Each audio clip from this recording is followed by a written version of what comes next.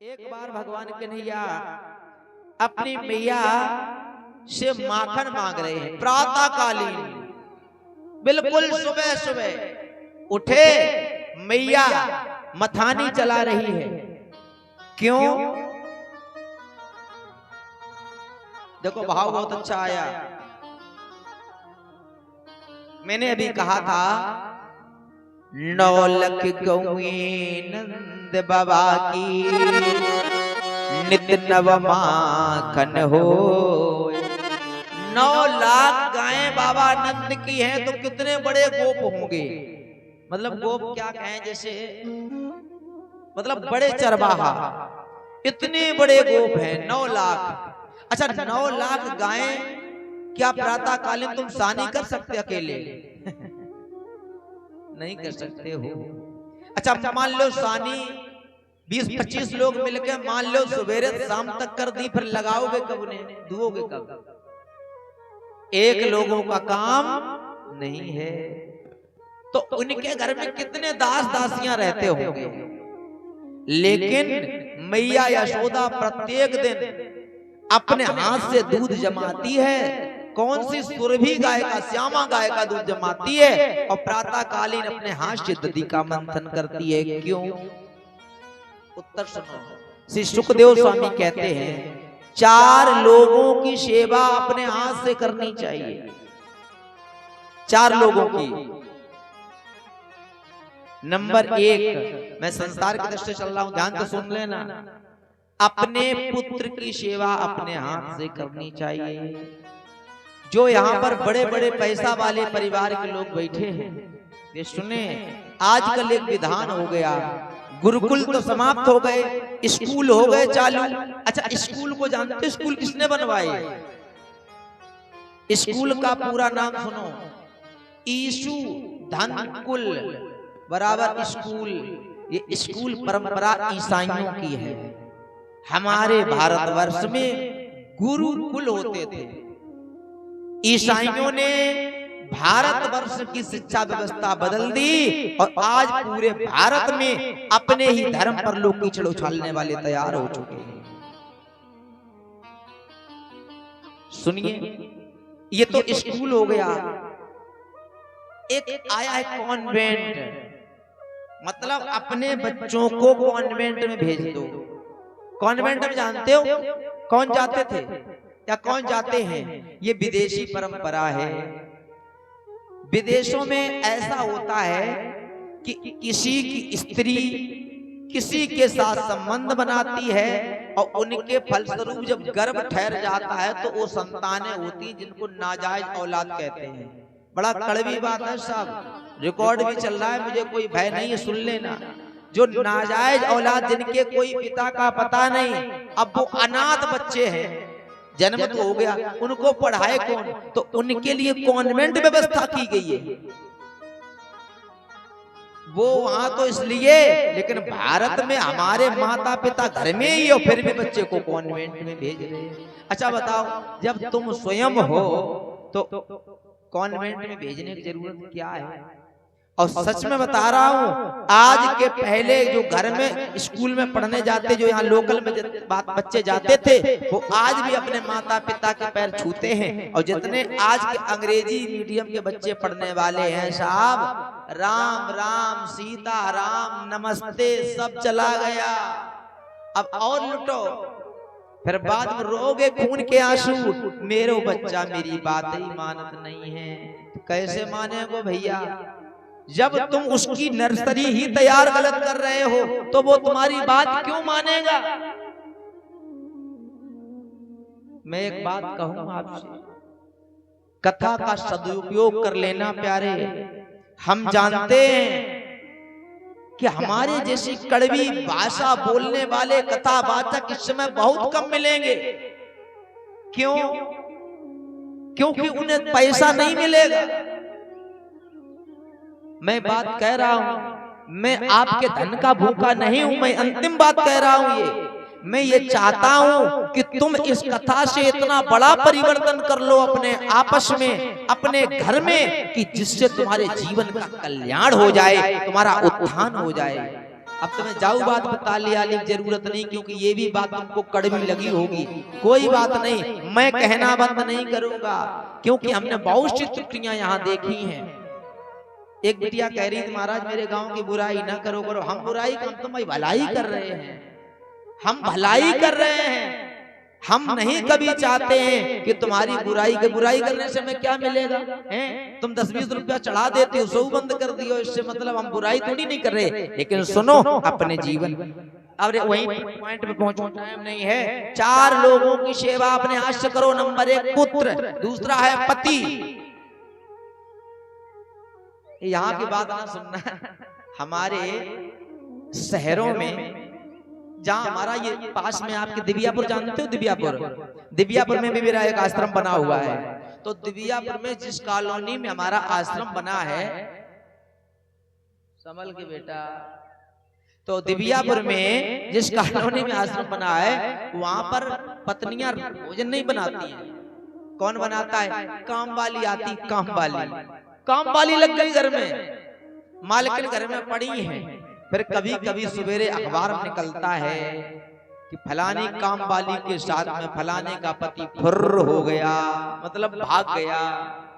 अब तुम समझो, अरे तुम अपने घर की 4 रोटी ना बना सको, अब तुम्हारी लिए बात नहीं, शहरों की बात है, अपने पति की सेवा ना कर सको, काम वाली ढूंढो, तो फिर भैया यही होगा।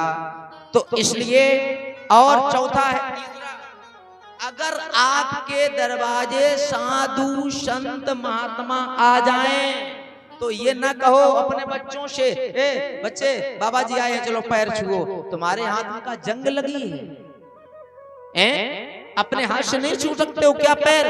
साधु संतों का सम्मान होना चाहिए, साधु संतों को प्रणाम करो, बात मानो, गुरुजनों की बात मानो।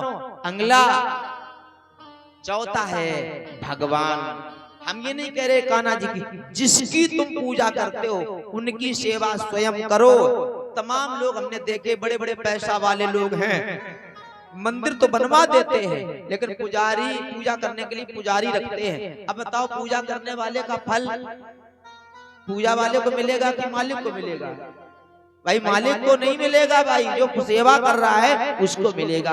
तो 4 लोगों की सेवा अपने हाथ से करनी चाहिए। इसलिए मैया प्रातः कालीन नदी मंथन करती है अपने कन्हैया के लिए। अच्छा, कन्हैया जी भी बड़े नटखट हैं, जब तक बाल लीला न करें तो उनको चैन ना आवे। प्रातः कालीन उठे, आंखें ऐसे ऐसे, देखो इधर ऐसे ऐसे, मैया मैया मैया मैया कहते हुए मैया ने कहा, हाँ लाला मैं इतने को हूँ, तेरे लिए माखन ताजो निकाले। भाग के आए, मथानी पकड़ के खड़े हो गए, ऐसे पकड़ ली मथानी। मैया मोए माखन चाहिए। लाला नेक रुक जाओ, तनिक रुक जाओ, अभी हाल दे रही हूँ। कन्हैया बोले अब ही चाहिए। अब बच्चा है, लाला है। मैया ने समझाया, नहीं माने तो मैया के मुंह से धोखे में निकल गया, क्या लाला हम तुम्हें माखन से अच्छी चीज देंगे। बोले कहा? बोले मैया लाला मैं तुझको चंद खिलौना दूंगी। आहा, ऊपर देखा चंद खिलौना। मैया हम माखन नहीं लेंगे। अरे मैया मोरी, गाओ देखो बड़ा आनंद है।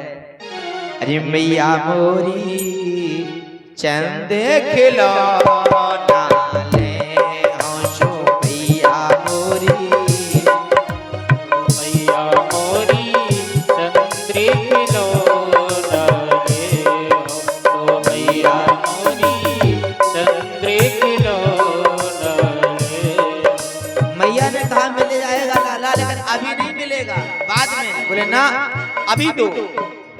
जई हम लोट धरन पर अबही तेरी गोदिन आई हो।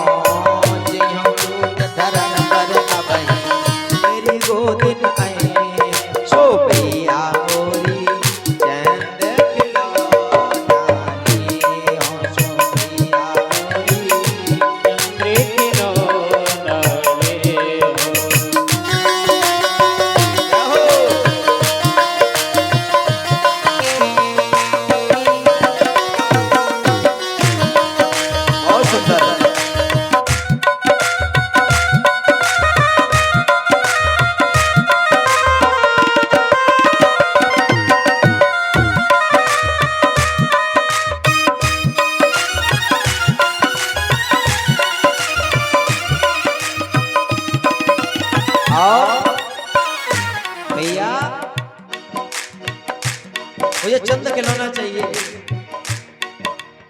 अब मैया चक्कर में पड़ गई, बताओ चंद्रमा इतने ऊपर कहां से आया। मैया ने कहा, बहाना बनाया, भगवान कन्हैया ने नहीं माना, अभी अभी चाहिए। मैया ने कहा कि लाला अगर ना दे पाई तो, बोले उसके लिए मेरे उपाय है। कि क्या उपाय है तो बताया, सुरभि को पैमान न करियो, बेड़ी से न गोए, सुरभि को पैमान न करियो, सुरभि को पैमान न करियो, बेड़ी से न गोए, सोनिया मोरी चंद खिलौनानी, सोनिया मोरी चंद्र खिलौनानी, सोनिया मोरी चंद खिलौनानी, सोनिया मोरी चंद्र